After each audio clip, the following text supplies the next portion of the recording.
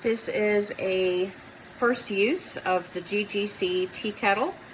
Just got it today and I gave it a thorough clean and wanted to try it out, see how I like it.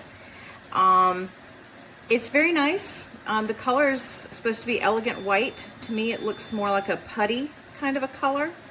And then the handle is a cool touch.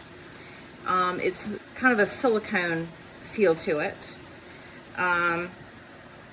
One of the reasons I got it is because I live in an apartment and I never really know what type of stove I'm going to get, and it works with all different types, including gas, electric, induction, and some others, halogen and radiant. One of the things that I really wasn't too excited about when I got it is that it had a bit of a dent in it. So I'm going to try and rotate this around so you can see the dent. Yeah, there it is. And I don't know how that's going to affect the finish on the inside over time. So I was a little disappointed about that because the box didn't really have any type of indication that it had been banged around.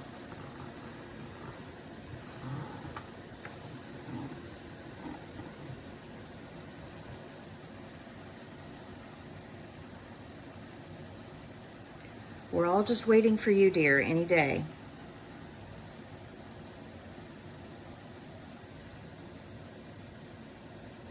Well, just like any fashionable teapot, she's decided to be fashionably late.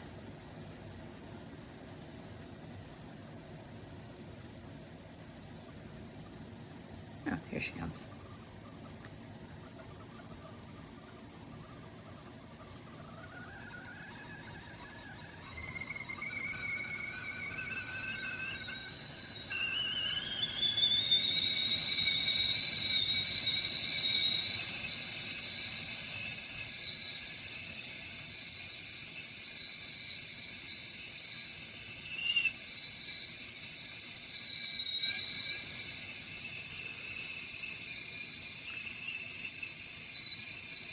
One thing I'm noticing is that there's a lot of steam coming out this way. It's coming out from underneath the lid. So that may have been why it was taking so long for it to come to a boil. Because it's not just coming out of the teapot lid. Hello. It's coming out from here too. So it does not have a very good seal on it. See if I turn this around a little bit, does it change? No. No.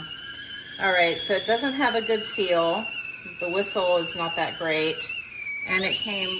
All right, and it came with a little dent in there. So, not terribly happy with this. The least it can do is make me a cup of tea, though.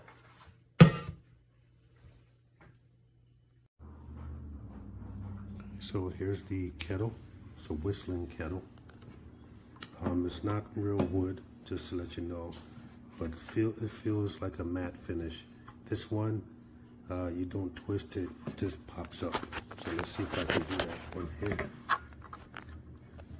Let's see if you can see that. See that? So that's the underside of it. This is how it came. The opener wasn't used. And that's the inside. The shell, I mean, overall it's lightweight, and the shell does have like a slight texture to it. Okay, and this is how you pop this part open. Push this here, and then you push this down. There it is. It's the bottom. It comes with, if you need it, instructions, warnings, and also a quality control tag. So I thought that was pretty cool. All right. Also, just to mention that it comes with a cloth, microfiber towel, looks like. If you need to hang it up, it has like a little loop here. You can hang something up. Excuse me. All right, so let me see how this thing whistles. Be right back. So I have some water in here. and let's see how this thing sounds. Okay, so I have it all the way up on high there, and we'll see. Be right back.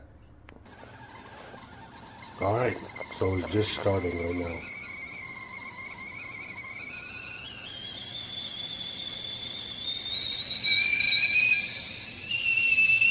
There you go. So it works and it's loud. Okay, turn it off. You have to be careful because that steam shoots all the way out. Shoots pretty far. And still nice and cool to the touch. No issues there. Even here, no issues. But this part here does get real warm. But you can touch that. I wouldn't go under here because there's some where all the steam goes, but here, no problem. See that? Alright, thanks for watching. So I absolutely love our new tea kettle. It came with this nifty cloth. I love the way it feels in your hand. That wood grain covering feels really nice. And the detail on the tea kettle, I absolutely love it. It makes great tea. And remember, the instructions that come even inform you too to fill your tea kettle when you first get it and rinse it out and wash it out really good. Pour all of that water off before you refill again to enjoy your lovely pot of tea or coffee or cocoa. You can heat milk in this kettle. I love it. I love it. So go and get you one.